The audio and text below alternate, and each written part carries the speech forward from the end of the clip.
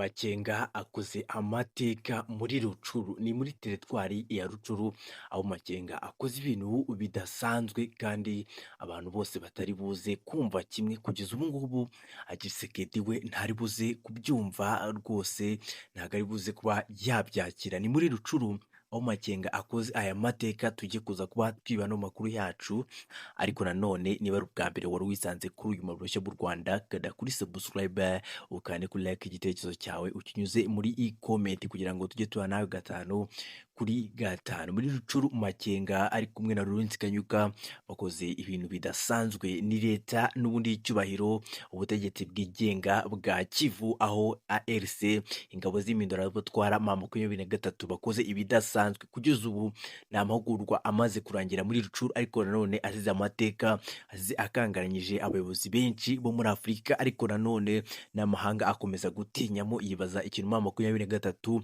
ishingiyeho mu by'ukuri, ariko nanone yibanda ku bunararibonye M23 iri gukorana ibintu byayo, kubera ko ise itanga icyerekezo cyayo muri rusange. Ni abantu benshi bakomeje kugenda bibaza kuri ibi ngibi, bagakomeza kugenda babivugaho amagambo menshi, ariko nanone ni ibintu byiza cyane ku ruhande rumwe, kubera ko kuri M23 ni ibintu imaze kwereka isi yose ko ari M23 idasanzwe, ko ari M23 ikora ibintu bisa nk'ibitangaza. Ni muri Rucuru nibura abantu cyangwa se abayobozi barenga 534 bahawe amahugurwa yo guhindura imyumvire. Ni ibintu bidasanzwe cyane, kubera ko byatumye abantu benshi bakomeza kwibaza icyaba kiri kujya mbere, ariko no muri M23 ni rwa rwego imaze kuvuga, rwa rwego imaze gushyiraho rwo kubaka ubuyobozi bwabo kandi burambye. Bigaragaza rero ko M23 atari n'ibindi, yaba iri kubaka leta yigenga cyangwa se iri gukora icyitwa Republic of Kivu, abantu benshi batavugaho rumwe.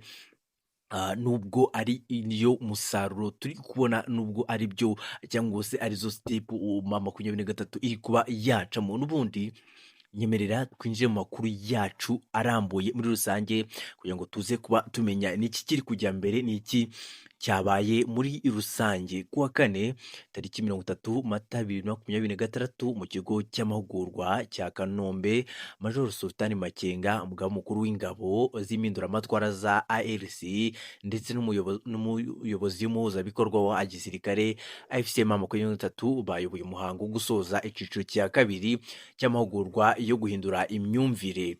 Ni initeke yiswe 002 cyangwa se uongoza bora. Iyi gahunda y'ingenzi iri mu murongo wo kubaka no gushimangira imiyoborere ya politiki n'ubuyobozi bw'uyu mutwe. Yahuguye abantu barenga 534 mu rwego rw'ibanze baturutse mu matsinda atandukanye, mu midugudu ndetse n'ibigo byo muri teritwari ya Rucuru.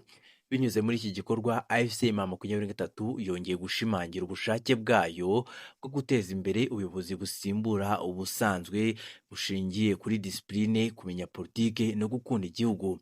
Mu ijambo rye, General Sultan Makenga yashimangiye ko ingengabitekerezo cyangwa se imyumvire ariyo shingiro y'ibikorwa byose bya politike n'igisirikare bifite umurongo uhamye.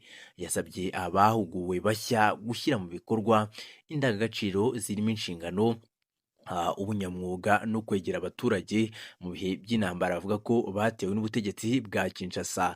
Uyu muhango ugaragaza rero ko ubushake bwa AFC M23 bwo gukomeza gushimangira imizi yayo mu bice igenzura no gufasha kubaka ibyiciro bishya by'abayobozi bo mu nzego z'ibanze bashoboye gutwara umushinga wa politike uteguye neza, utandukanye n'ibikorwa bavuga ko binengwa n'ubutegetsi bwa Kinshasa. Aya niyo makuru rero avuga kuri ibi ngibi, kuri abayobozi 534 bose bangije amahugurwa, aho Sultan Makenga yatanze icyitegererezo agaragariza isi yose ko M23 ifite ubuyobozi buhamye kandi ko hari icyo yifuza. Ibi ngibi bikagaruka bitwereka ko M23 ifite intego ikomeye cyane kandi idasanzwe, nyuma yaho ibice byose yafashe yabishyizemo abayobozi, bikaba birimo umutekano, ikomeje no kugenda igaragariza amahanga ko ari M23 ifite ubuyobozi buhamye kandi bwizewe. Reka nkubwire ngo nahangama nsoreje inkuru yanjye, ariko niba ari ubwa mbere n'ubundi wari wisanze kuri uyu murongo mu Rwanda, nta kosa wakoze kuba wahisanze,